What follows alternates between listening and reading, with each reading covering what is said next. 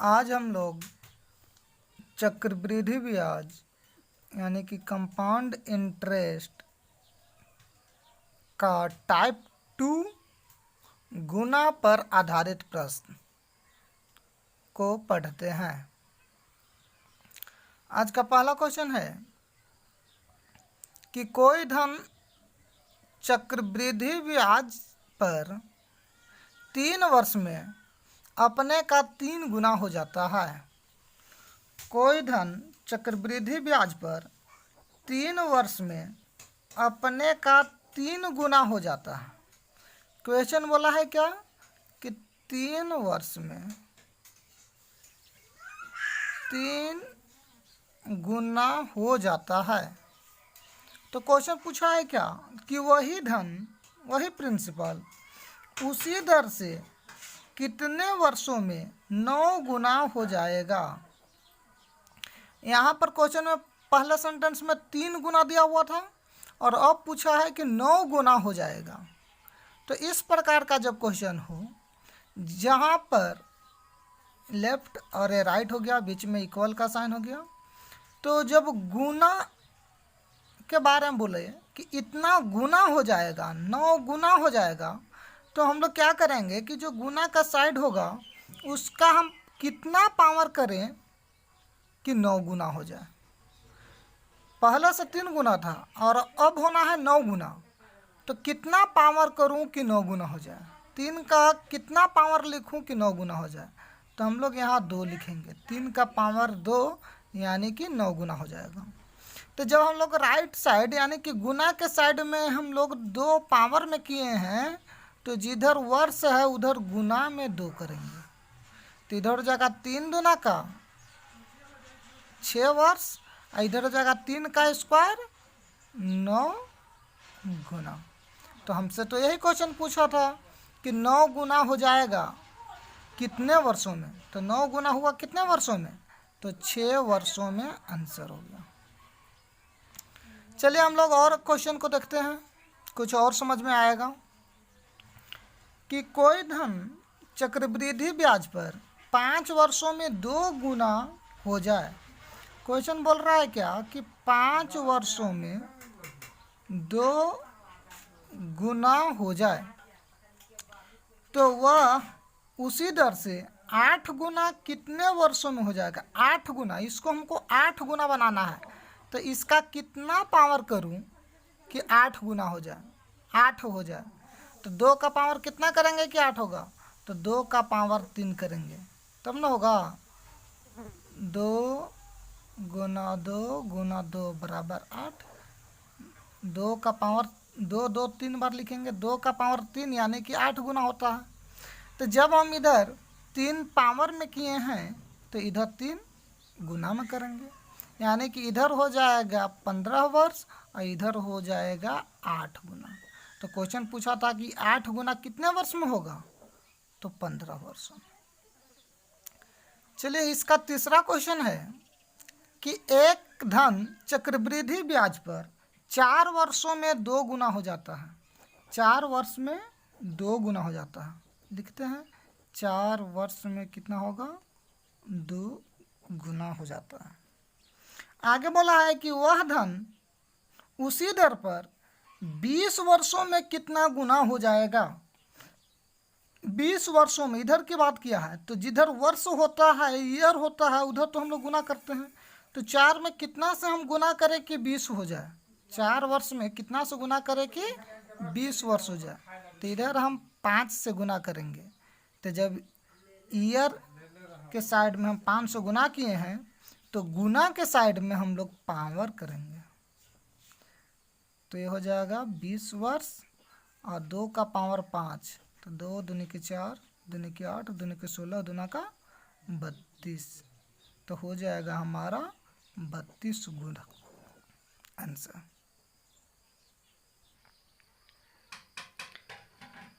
अब हम लोग टाइप 3 2 समय का मिश्रधन ज्ञात हो तो हम लोग कैसे बनाएंगे। चक्रवृद्धि ब्याज का है टाइप 3 है कि मिश्रधन हमको मालूम है, अमाउंट मालूम है, लेकिन 2 अलग अलग समय का अमाउंट हमको मालूम है।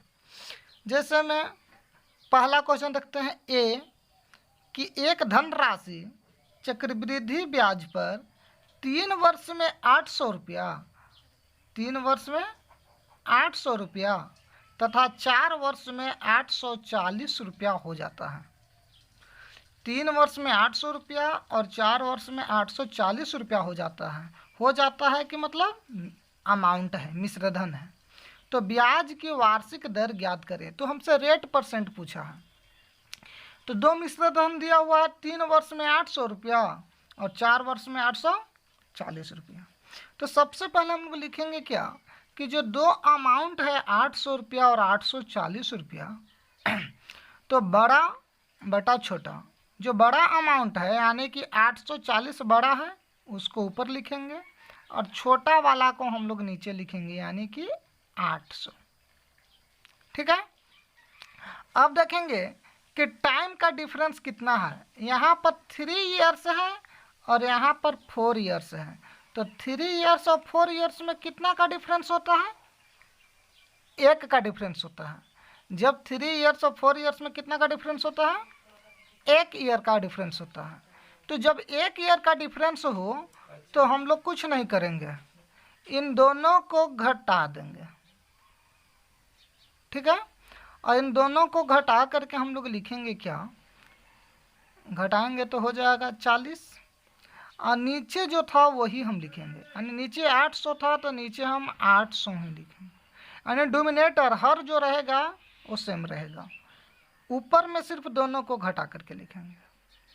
और हमको रेट निकालना है ना, हमको रेट निकालना है तो रेट हमेशा परसेंट में होता है, इसलिए मल्टीप्लाई 100 कर देंगे। अब बनाते हैं 2 0 से 2 0, 8 से काटेंगे 8 5 40, यानी कि 5% हमारा आंसर होगा। चलिए टाइप बी है इसी का, देखते हैं क्या क्वेश्चन कहता है कि कोई धन चक्रवृद्धि ब्याज पर 2 वर्ष में 3600 और 4 वर्ष में 5184 रुपया हो जाता है। तो पहले बड़ा बटा छोटा करेंगे। तो बड़ा में है 5184 और बटा छोटा है हमारा 3600। अब क्या करेंगे, टाइम देखेंगे। यहाँ पर टाइम है 2 इयर्स और यहाँ पर टाइम है 4 इयर्स। तो दोनों टाइम का डिफरेंस कितना होता है ऐसा देखते हैं। तो दोनों 2 इयर्स और 4 इयर्स में 2 इयर्स का डिफरेंट है। तो जब इस क्वेश्चन में 1 वर्ष का डिफरेंस था, 3 वर्ष और 4 वर्ष, तो हमने कुछ नहीं किया। यहाँ पर 2 वर्ष का डिफरेंस है तो हम लोग रूट कर देंगे। 2 वर्ष का डिफरेंस रहेगा तो हम लोग रूट कर देंगे। 3 वर्ष का डिफरेंट करेगा तो हम यहाँ पर रूट क्यूब कर देंगे। 4 वर्ष का डिफरेंट रहेगा तो यहाँ पर हम लोग 4 लिख देंगे। इस प्रकार से 1 वर्ष का डिफरेंट होगा तो कुछ नहीं करेंगे, 2 वर्ष का डिफरेंट रहेगा तो हम लोग रूट करेंगे। तो पहले इसको रूट करके सॉल्व करते हैं, कितना होता है। 9 से काटते हैं, 9 चौके 36, इसको 9 से काटते हैं, 9 पचे 45, 9 सत्ते 63, 9 छक 54। फिर हम लोग 4 से काटते हैं, 4 एकम 4, 4 चौके 16, 4 चौके 16, 144 ऊपर में हो गया और नीचे में हो गया 100। रूट से निकालेंगे तो 144 का रूट होता है 12 और नीचे में 100 का रूट होता है 10। और फिर हम लोग पहले जैसे ही बना देंगे, दोनों को माइनस करके लिखेंगे। तो दोनों को माइनस करेंगे तो हो जाएगा 2 और डिवाइडेड बाय जो नीचे था उसी को रहने देंगे। और रेट निकालना है तो हम लोग 100 से मल्टीप्लाई कर देंगे। तो 1 0 से 1 0 और 10 दूना का 20% आंसर हो जाएगा। चलिए आगे हम लोग देखते हैं सी टाइप। कोई धन चक्रवृद्धि ब्याज पर 1 वर्ष में 8800 रुपया तथा 4 वर्ष में 11,712 रुपया और 80 पैसा हो जाता है। तो ब्याज की वार्षिक दर ज्ञात करें। तो बड़ा बटा छोटा पहले करेंगे। तो बड़ा है हमारा कितना, 11,712.8 बटा छोटा है हमारा 8800। ठीक है। अब यहाँ टाइम दिया हुआ है 1 वर्ष और यहाँ टाइम दिया हुआ है 4 वर्ष। तो दोनों का डिफरेंस कितना हो जाएगा, 1 वर्ष और 4 वर्ष का डिफरेंस 3 वर्ष होता है। तो हम यहाँ पर लिख देंगे √3। ठीक है। फिर से समझिए, जब 3 वर्ष का डिफरेंस हो तो हम लोग √3 लिखा। इस क्वेश्चन में 2 वर्ष का डिफरेंस था तो सिर्फ रूट लिखा, और इस क्वेश्चन में 1 वर्ष का डिफरेंस था तो हमने कोई रूट नहीं दिया। चलिए अब इसको सॉल्व करते हैं हम लोग। ये पॉइंट कटेगा तो नीचे में डिवाइडेड बाय 10 हो जाएगा। 11 से काटते हैं तो 11 8 88, एक A0 है उसको लिख देता हूँ। इसको 11 से काटेंगे तो एक बार में 11, अब 7 उतरेगा तो नहीं लगेगा तो 0, फिर 1 है तो 11 छक 66, 66 तो 5 बच गया तो 52, तो 11 4 44, 8 बच गया, 11 8 88।